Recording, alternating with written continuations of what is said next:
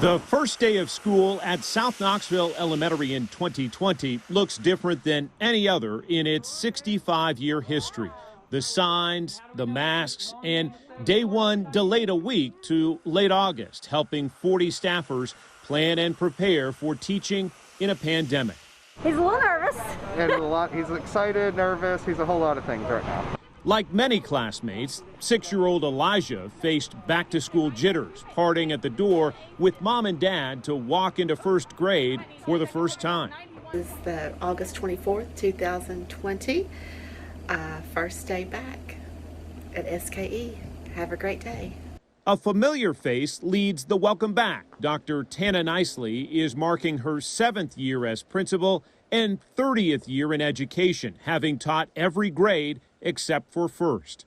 Everybody seems happy. I've visited all the classrooms, both virtually and in person. 2 weeks before the start of classes, Dr. Nicely outlined her worries, encouragement, and expectations. Just making sure that our kids feel safe and are safe, and our staff same way. This is one of the sweetest schools I've ever had the opportunity to work for. Hardworking staff, hardworking community. In fact, the community reached out to me this morning and said, what else can we do to help you all? They know that we're struggling. They know that our hearts are out, but they want to make sure that we feel successful too, along with the children. And that means a whole lot. What's that first day going to be like for you? Very emotional. I can't wait. I cannot wait to be here. I will not sleep the night before. And just being able to, socially distance but still love on my kids. That's going to be the challenge for me. That late summer day, we also heard from 5 teachers. All agreed to share their experience throughout the uncertain fall. A little more prep work. Ann Lefler, 5th grade, 21 years as a teacher. I came into teaching and there was one computer in the classroom, and we barely even used email. And in the years that I've taught, it's exploded. Scotty Johnson, 2nd grade, 7 years as a teacher. I think it'll be more challenging for me this year compared to what I usually do, but I want them to know that they're going to be safe and they're going to be took care of, and they're going to have fun. The only issue I think I anticipate is, that issue of making sure everybody's online at the right time and things like that. So, worst case? I'm making phone calls and asking, hey, your child needs to be online right now. Jessica Maynard, 12 years as a teacher, first year, all virtual. Her 13 first graders won't even set foot in this classroom. A lot of people, were nervous about, especially kindergarten, first and second, being able to navigate the computers, but it's been my experience, they know it better than most adults. So, yeah. Michael Rogers, 27 years in special ed, 5 in class and 2 virtual to start. And I think that we need grace this year, for teachers to be able to kind of say, you know what, that didn't go well. Let's try it again. What's it like to say I'm a first-year teacher? Oh, it's been a dream come true. And Dallas Buckner, 1st grade, first year in the classroom. Best case scenario is we go on green and everything's normal. Worst case scenario, we go on red and I have to go be a virtual teacher as well. Yeah, you don't want to do that. I really don't. I spent 5 years in college to get to this point right here, and it would crush me if we had to go to virtual. We asked those South Knoxville Elementary School teachers to check in weekly with video diaries. The good, the bad, what stood out, starting with week 1. It is Friday, August 28th, and we are officially through our first week of virtual learning. I would describe it as pleasantly surprising. All my students have been able to log on and participate most of the week. Parents have been very patient and supportive and even complimentary. We did have fun in the garden this week. The kids just really loved picking all the produce, and they got to set it up on a table this morning for the faculty and other students to take. So that was fun. The first question is, where did Elvis live? Which is Memphis, so that's how I'm getting them to remember that. We just finished the 3rd week of virtual learning, and I have to say I am exhausted. I've seen a lot of growth in my kids from the first week of school till today. So that's promising.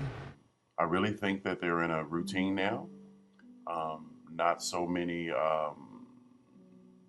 much resistance to mask wearing. 8 weeks in marks a key moment.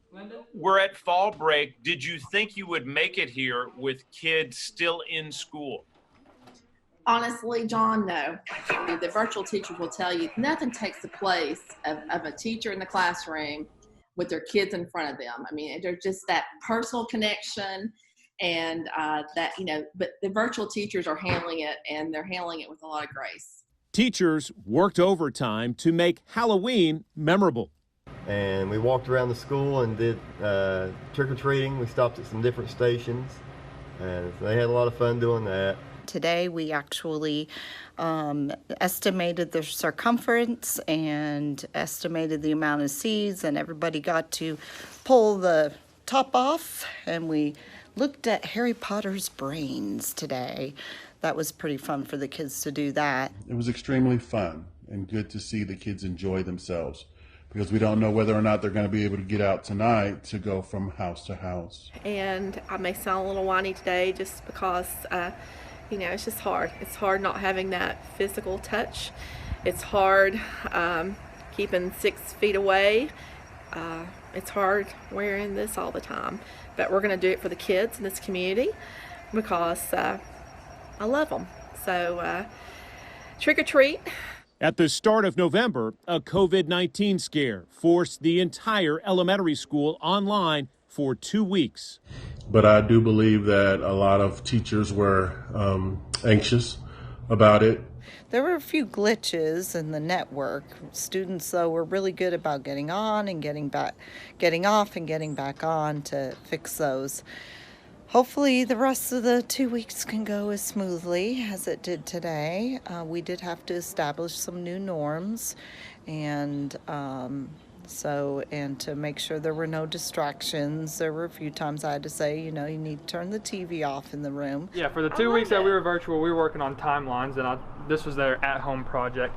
Our cameras were back in class the first day students could return after the 2-week isolation. There we go. Chin. They did great. It was just, I don't know if they could tell, but I was stressed at some points. I think I was probably more tired than I am when I'm in person here with them. If you had to rank this year on a 1 to 10, 10 being the best ever, 1 being the worst ever, where does it fall? 10. 10? This is a 10. Why do you say that? Because I really like 5th grade, and I'm happy that we can do stuff independent. Turning the calendar to December marks a surprise return to virtual just before holiday break. What do you think of Mr. Buckner? He's really nice. First grader Elijah, who we met on the first day in first-year teacher Dallas Buckner's class, is now back learning from home with his mom and dad. And so I am going to be pretty concerned when the new semester rolls around if they're spending a good part of it in virtual learning. You would both like to see Eli stay in school. Yes. I think he needs it. Both are college professors themselves and are expressing deep appreciation for the educators at their son's school. I think that there is the situation in general, which, I might give it a 4, but I've been so impressed with what South Knox Elementary has done, with what Mr. Buckner has done, and Dr. Nicely, and that whole campus. I can't imagine them doing a better job with what they have. So I would give them a 10 on efforts and doing what they can, but it's been a hard year.